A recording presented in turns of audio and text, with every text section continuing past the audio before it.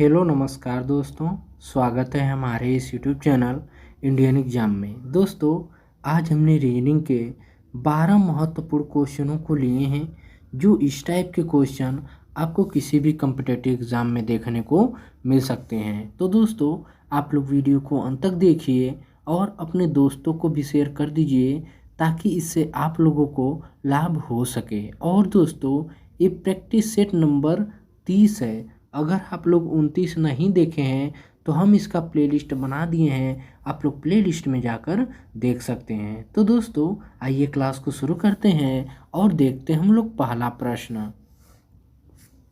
तो दोस्तों, हमारा पहला प्रश्न है, कह रहा है कि नीचे दिए गए आकृति में यू के विपरीत कौन सा अक्षर होगा। दोस्तों ध्यान दीजिए, जो ये 3 पासे दिए हुए हैं ना, इस 3 पासे में से 2 पासे को पकड़िए और देखिए कि किस में यू के विपरीत मिल रहा है। तो दोस्तों ध्यान दीजिए, सबसे पहले ऐसे क्वेश्चन करने से पहले ना आप लोग ध्यान दीजिए कि इसमें कॉमन क्या मिल रहा है। क्या दोस्तों कॉमन क्या मिल रहा है? तो देखिए यहाँ पर यू है, क्यू है और यहाँ पर भी क्यू है। तो दोनों को पकड़िए दोस्तों, क्लॉकवाइज लेकर घूम जाइए, इसको भी पकड़िए क्लॉकवाइज लेकर घूम जाइए। यानी दोस्तों क्लॉकवाइज लेकर घूमे तो क्यू बराबर क्या हो जाएगा?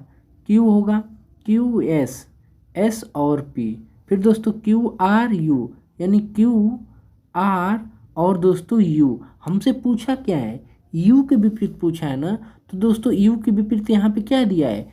पी दिया है। क्या दोस्तों पी दिया है? पी हमारा किस ऑप्शन में है? ऑप्शन नंबर इसका ए इज द करेक्ट आंसर हो जाएंगे। आई होप कि ये प्रश्न भी आप लोग को काफ़ी अच्छे समझ में आ गए होंगे। और दोस्तों आप लोग हमारे साथ इन 12 क्वेश्चनों को हल कीजिए और कमेंट बॉक्स में लिख कर बताइए कि आप लोगों ने 12 में से कितने का सही उत्तर दिया है। तो चलिए दोस्तों देख लेते हैं हम लोग अगला प्रश्न। तो दोस्तों हमारा अगला प्रश्न है, प्रश्न नंबर 2 है। कह रहा है कि नीचे दिए गए विकल्प में से संबंधित संख्या ज्ञात कीजिए। दोस्तों ध्यान दीजिए, ये संख्या एनोलॉजी का क्वेश्चन है और इस टाइप के 1 से 2 क्वेश्चन आपको हर एग्ज़ाम में देखने को मिल जाते हैं। तो दोस्तों ध्यान दीजिए, कह रहा है कि जिस प्रकार से 18 का संबंध 324 से है और 18 का संबंध 5832 से है, उसी प्रकार से दोस्तों 36 का संबंध 1296 और 36 का संबंध इस प्रश्नवाचक चिन्ह पे क्या होगा, हमें वही ढूंढना है। तो दोस्तों एक बात ध्यान दीजिए, आप लोगों को वर्ग और क्यूब याद होंगे ना, तो इस क्वेश्चन को आप लोग आसानी से बना लेंगे। देखिए दोस्तों दिया है ये 324 है ना, तो दोस्तों 324 किसका है? 18 का क्या है दोस्तों? ये वर्ग है। और दोस्तों ये 5832 यानी 5832 जो है ना दोस्तों, ये 18 का क्या है? क्यूब है। इसी 18 को एक बार इसमें गुणा किया, यानी एक 18 का एक बार वर्ग कर दिया है, इसी 18 का एक बार क्यूब किया है, तो हमें इतना प्राप्त हो गया है। उसी तरह दोस्तों 36, ये 36 का दोस्तों जब वर्ग करेंगे ना, तो दोस्तों जब 36 का वर्ग करेंगे तो 1296 मिलेगा। और दोस्तों इसी 36 का जब क्यूब करेंगे ना, तो दोस्तों ध्यान दीजिए, जब इस चीज़ 36 का क्यूब करेंगे तो हमें दोस्तों 46,656 मिलेगा। कितना मिलेगा दोस्तों? 46,656। यानी दोस्तों ध्यान दीजिए, ऐसे क्वेश्चन जब भी कीजिए ना, तो अगर आप लोगों को वर्ग और क्यूब याद है तो ऐसे क्वेश्चन को आप लोग आसानी से बना लेंगे। अब दोस्तों 46,656 किस ऑप्शन में है?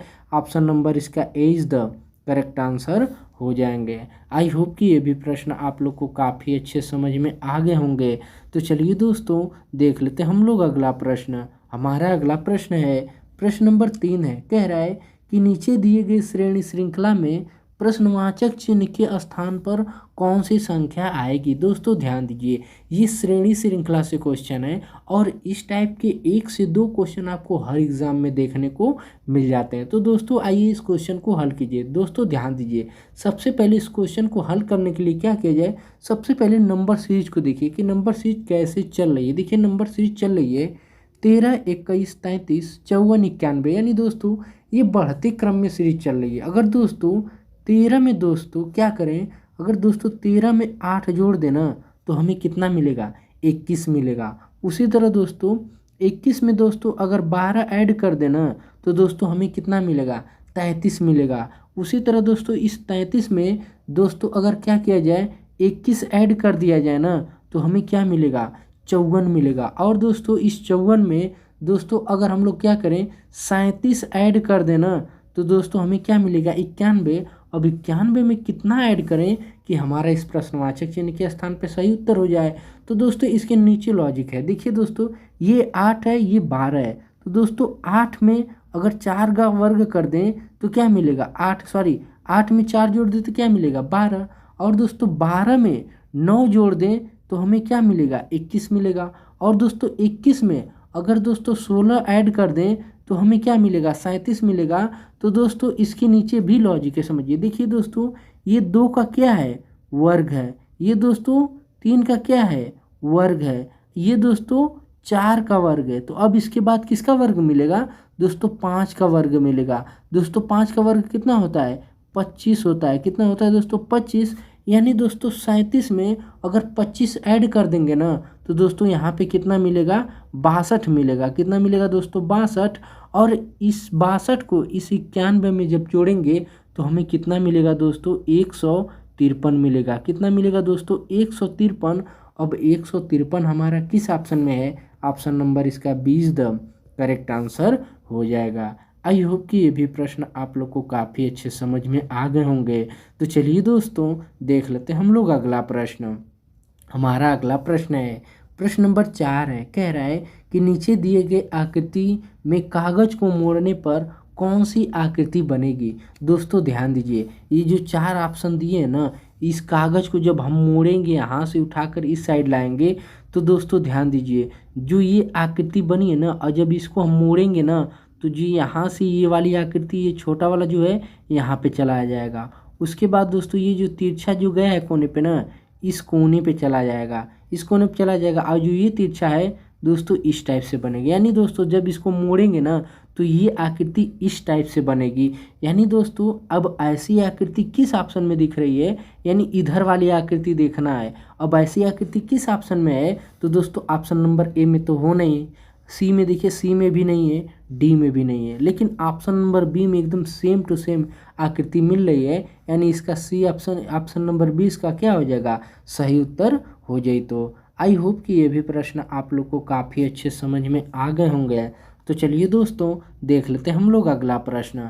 हमारा अगला प्रश्न है, प्रश्न नंबर 5 है। कह रहा है कि नीचे दिए गए आकृति में प्रश्नवाचक चिन्ह के स्थान पर कौन सी संख्या आएगी। दोस्तों ध्यान दीजिए, जो ये प्रश्नवाचक चिन्ह दिया है ना, इसी के स्थान पे क्या होगा, हमें वही उत्तर ढूंढना है। तो दोस्तों ध्यान दीजिए, ये बहुत आसान क्वेश्चन है। आप लोग वीडियो रोकिए और खुद से इस क्वेश्चन को बनाने का कोशिश कीजिए। देखिए दोस्तों दिया है नीचे 72 दिया है, इधर 112 दिया, 128। यानी दोस्तों इसको हम लोग 2 तरीके से हल कर सकते हैं, या तो कॉलम की तरफ से हल कर लो या तो रो की तरफ से हल कर लो। तो दोस्तों लेकिन बड़ी संख्या हमें किधर मिल रही है, नीचे मिल रही है। तो यानी इसको हम लोग ऊपर से नीचे हल, यानी कॉलम की तरफ से हल करेंगे। यानी दोस्तों ध्यान दीजिए, ये देखिए क्या दिया है, ये दिया है 18 और दिया है 12। तो दोस्तों अगर इसको हल करेंगे तो 18 गुणे 12 बटे क्या करें, इस 72 को रख लेते हैं। अगर 72 को रखेंगे ना तो 12 कम 12 और 12 छके 72, फिर 6 कम 6 और 6 तरीके 18, यानी 3 मिला ना। तो दोस्तों ये वाला 3 देखिए यहाँ पे दिया हुआ है। उसी तरह दोस्तों यहाँ पे देखिए, यहाँ पे 32 गुणे 16 हो गया। अब बटे कितना रख दें, 128। तो दोस्तों ध्यान दीजिए, 16 आठे कितना होगा, 16 कम 16 और 16 आठे 128। और दोस्तों 8 में जब 4 से भाग देंगे ना, 8 कम 8, 8 चौको 32। तो दोस्तों यहाँ पर भी 4 दिया हुआ है। उसी तरह दोस्तों 24 गुणे 14 बटे 112। दोस्तों कितना है, 112। तो 14 आठे कितना होगा, 112 होगा। कितना होगा दोस्तों, 14 आठे 112, 8 तरीके 24। क्या होगा दोस्तों, 3 बचा। यानी इस प्रश्नवाचक चिन्ह के स्थान पे क्या होगा, 3 होगा। अब 3 हमारा किस ऑप्शन में है, ऑप्शन नंबर इसका सी इज द करेक्ट आंसर हो जाएगा। आई होप कि ये भी प्रश्न आप लोग को काफ़ी अच्छे समझ में आ गए होंगे।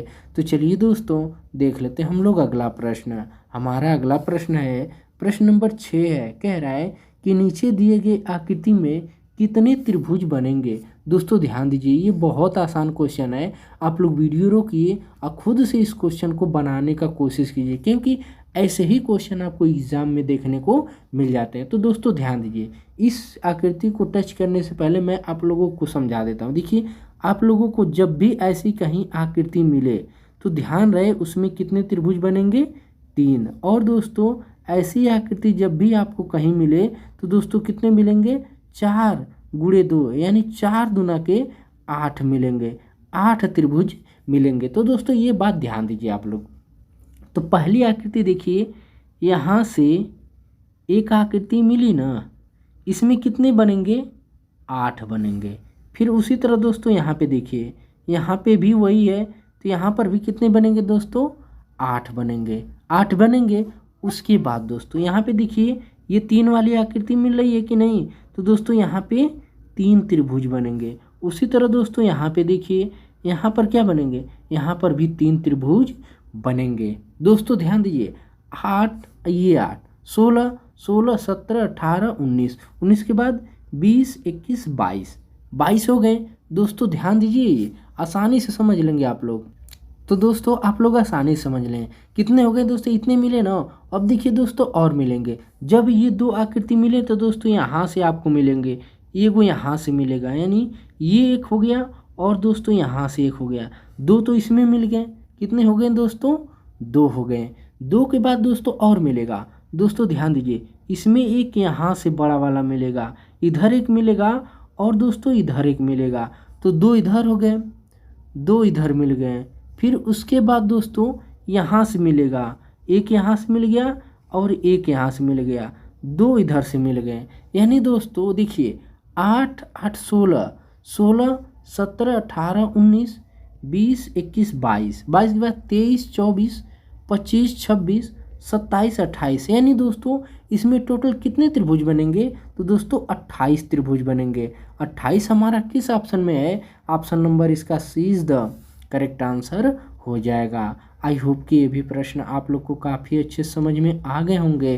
तो चलिए दोस्तों देख लेते हैं हम लोग अगला प्रश्न। हमारा अगला प्रश्न है प्रश्न नंबर 7 है। कह रहा है कि नीचे दिए गए श्रृंखला का उपयोग करके सही उत्तर का चयन कीजिए। दोस्तों ध्यान दीजिए, ये जो कथन दिया है ना, इस कथन में हमें ढूंढना है इस ऑप्शन में से कि कौन सा ऑप्शन सही है। देखिए क्या कह रहा है, क्या सी यन के, यानी क्या कह रहा है इसमें ध्यान दीजिए दोस्तों, कह रहा है कि क्या यन सी के घर जा सकता है, क्या यन सी के घर जा सकता है। तो देखिए दोस्तों, क्या यन यहाँ से बी के घर जाएगा, लेकिन बी से सी के घर नहीं जाएगा, क्योंकि यहाँ पे दरवाज़ा इसने बंद रखा है। यानी दोस्तों ये तो नहीं जाएगा, तो यानी ऑप्शन नंबर जो ए है ना, वो क्या हो जाएगा, ये गलत हो जाएगा। उसके बाद दोस्तों क्या पूछ रहा है कि क्या एन, अब देखिए क्या कह रहा है कि क्या एन ई के घर जा सकता है।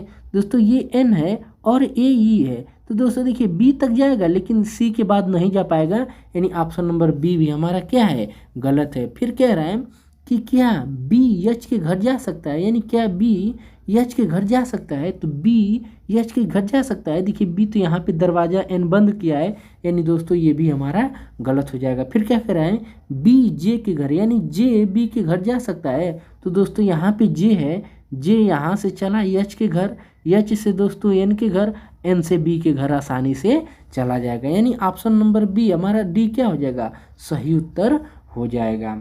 आई होप कि ये भी प्रश्न आप लोग को काफ़ी अच्छे समझ में आ गए होंगे।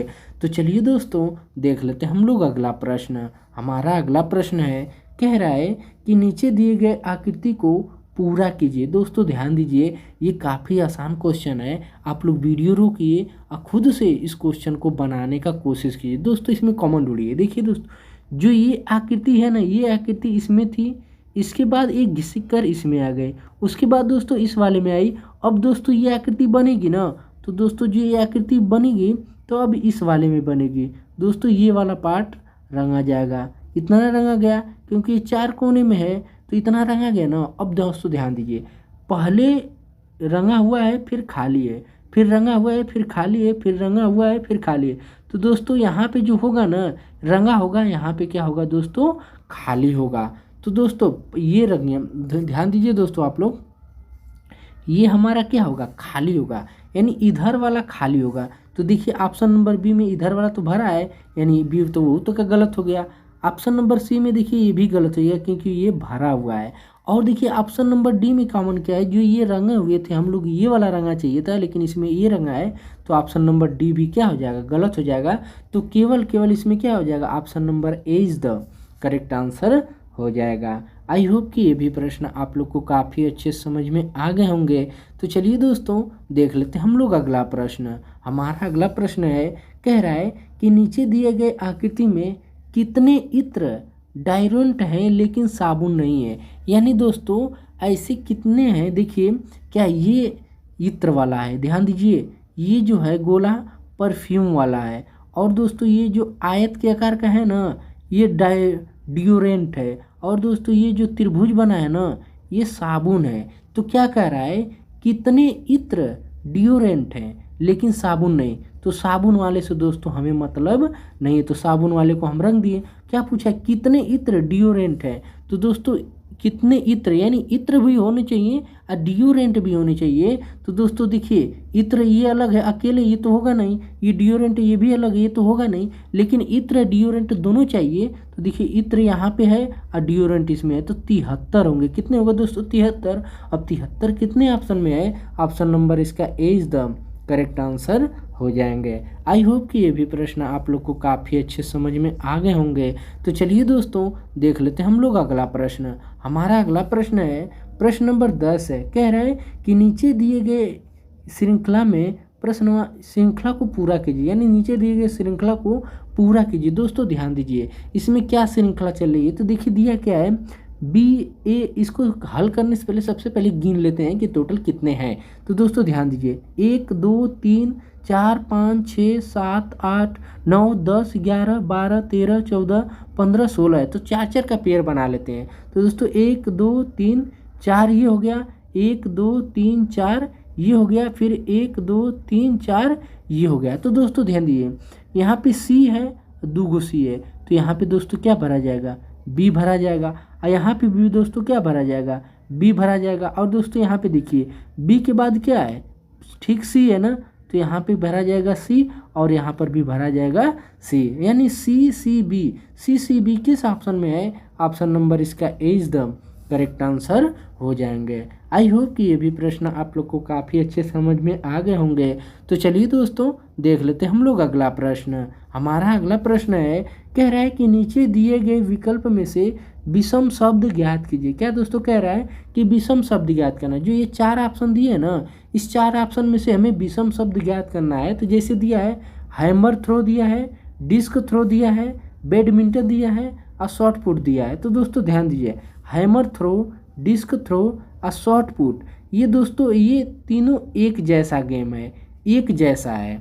कैसे दोस्तों एक जैसा है, क्योंकि इसको जब हम फेंकते हैं ना तो हाथ का बल लगाकर फेंकते हैं, यानी हाथ से बल लगाकर फेंकते हैं, हाथ से बल से फेंकते हैं। लेकिन जो बैडमिंटन होता है ना किसी माध्यम से उसको फेंकते हैं, जो बैडमिंटन होता है रैकेट्स के माध्यम से हम लोग इस पर खेलते हैं। यानी hammer throw, disc throw, shot put ये तीनों एक जैसा है, लेकिन बैडमिंटन क्या है दोस्तों अलग है। तो इसलिए इसका सही उत्तर क्या हो जाएगा, option number C is the correct answer हो जाएगा। आई होप कि ये भी प्रश्न आप लोग को काफ़ी अच्छे समझ में आ गए होंगे।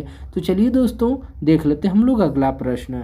हमारा अगला प्रश्न है, कह रहा है कि नीचे दिए गए अक्षर को समूह को पहचानिए। देखिए दोस्तों ये काफ़ी आसान क्वेश्चन है, आप लोग वीडियो रोकिए और खुद से इस क्वेश्चन को बनाने की कोशिश कीजिए, और इसका आंसर आप लोग हमें कमेंट बॉक्स में लिख कर बताइए कि इसका सही उत्तर क्या होगा। तो दोस्तों मिलेंगे हम आप लोगों से अगली वीडियो में, तब तक के लिए जय हिंद, वंदे मातरम, और इसका आंसर आप लोग हमें कमेंट बॉक्स में लिख कर ज़रूर बताइए।